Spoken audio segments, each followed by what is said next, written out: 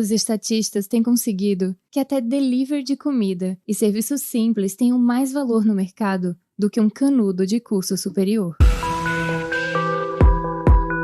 Este é o Visão Libertária, sua fonte de informações descentralizadas e distribuídas. Se você não é mais jovem hoje, certamente deve conhecer alguém que tenha passado pela faculdade, sido diplomado em algum curso superior, mas que esteja trabalhando em uma profissão pouco rentável e nada relacionada ao que aprendeu no terceiro grau. Geralmente, muitos estão trabalhando como motoristas de aplicativo, prestando serviço de delivery, alguma função pouco especializada, etc.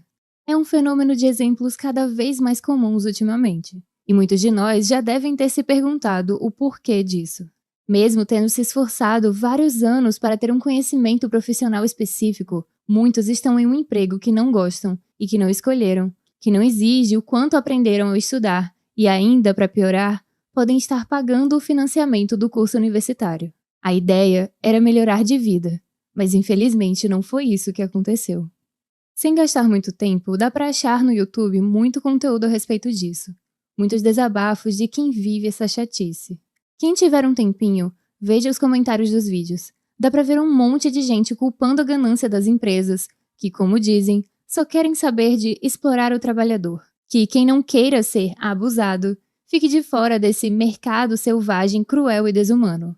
Tem gente xingando as empresas de capitalistas gananciosas, de não estarem dispostas a investir no treinamento de jovens sem experiência e, portanto, condenando o recém-formado ao desemprego. E tem também os que reclamam de que elas só querem contratar os que são indicados por alguém já contratado. No geral, a culpa é sempre do maldito capitalista malvadão. Mas será mesmo? Você acha que é só coincidência a imprensa e os professores universitários, sob o currículo do MEC, falando de economia segundo a vertente mainstream keynesianista da escola de John Maynard Keynes, que foi um socialista inglês que defendia a intervenção econômica estatal na sociedade, dizerem a mesma coisa? Já ouviu o que a escola austríaca de economia diz sobre isso? Quando aprender, vai entender por que governos rejeitam tanto essa escola de pensamento. Para começar, vamos ver a relação do ensino superior com o mercado de trabalho em um contexto de liberdade, de mercado sem intervenção da máfia estatal. Todos nós, que cursamos escolas aqui em Banânia, crescemos ouvindo professores e jornalistas famosos na mídia tradicional dizerem que o Brasil é um país pobre porque não investe em educação. Aí jogam os exemplos do Japão e Coreia do Sul, que investiram super em educação e então conseguiram elevar suas economias aos níveis do primeiro mundo e blá blá blá. Aí quando você mostra que aqui o gasto com educação é proporcionalmente ao PIB muito maior do que esses países gastam, as acusações mudam para desonestidade, corrupção, neoliberalismo, imperialismo, desigualdade, capitalismo, mas nunca ao sistema centralista, nem ao interesse estatal de subjugar todo mundo que não faz parte dele. Na juventude escolar daqui, todo mundo é levado a acreditar firmemente nessa explicação de que falta dinheiro para a educação. O autor desse comentário aqui, durante o ensino médio, conheceu uma professora defensora ferrenha do capitalismo, que havia feito mestrado em contabilidade lá no paraíso socialista da América Latina, em Cuba 1.0, ou Castrolândia, que é o nome correto da ilha. Ela contou que se surpreendeu ao ver um puxador de rickshaw que se comunicava em 4 idiomas e tinha diploma de química.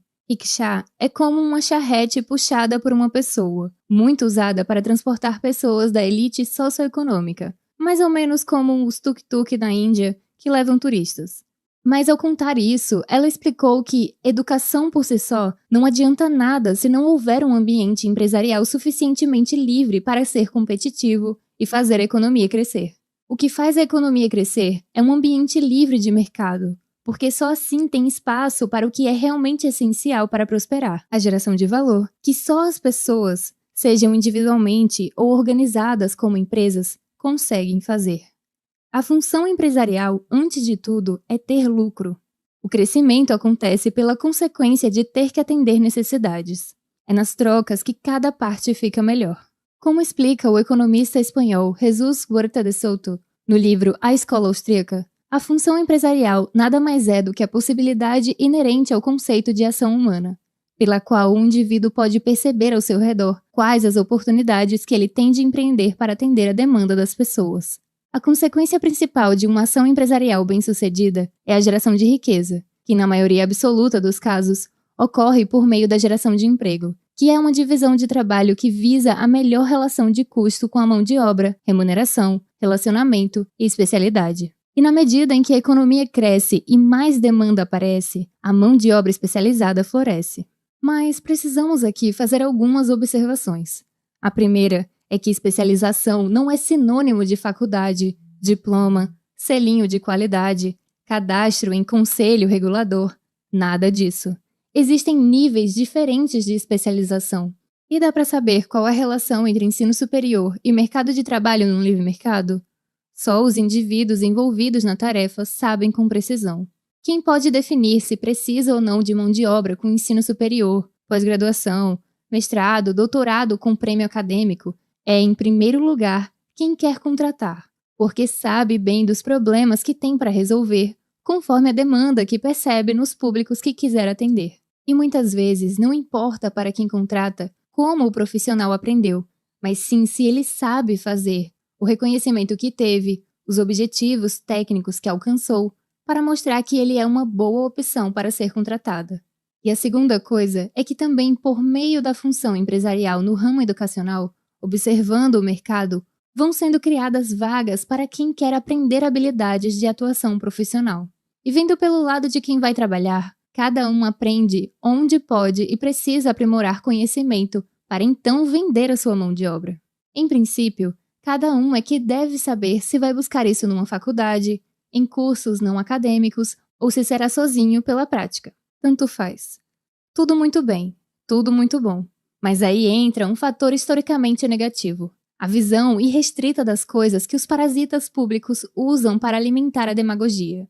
Pelo funcionamento do sistema democrático, eles precisam fingir que se importam com as pessoas, ao mesmo tempo que estão limitados pela estrutura centralista do Estado, que só vive de predação e parasitagem. Esses mafiosos, imbuídos do que Hans Hermann Hoppe chama de socialismo ao estilo social-democrata, na obra Uma Teoria do Socialismo e do Capitalismo, eles se aproveitam da cultura de idolatria ao diploma, muito forte aqui em Banânia, e defendem programas de concessão de crédito ou bolsas de estudo para atrair os mais pobres sonhadores em ingressar na universidade. Com isso, os diplomas acabam perdendo valor, porque muitos acham que devem necessariamente cursar bacharelado, depois uma pós-graduação, e assim vai, só para tentar engrandecer o currículo, gerando um ciclo vicioso de aumentar níveis de graduação que acabam sendo banalizados.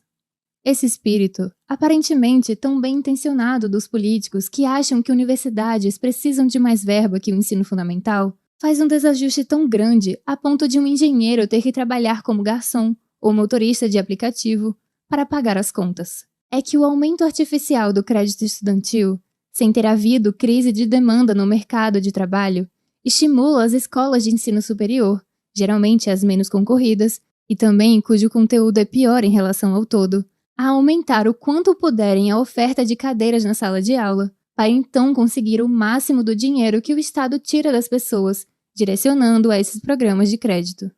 Aí, aquele jovem inocente que conseguiu entrar na faculdade, quando sai com o canudo debaixo do braço, descobre que o curso, ou o nome da escola, não é tão bem visto pelas empresas contratantes, ou pior, que não tem vagas de trabalho porque as empresas estão afogadas em regulações de negócio e obrigações trabalhistas.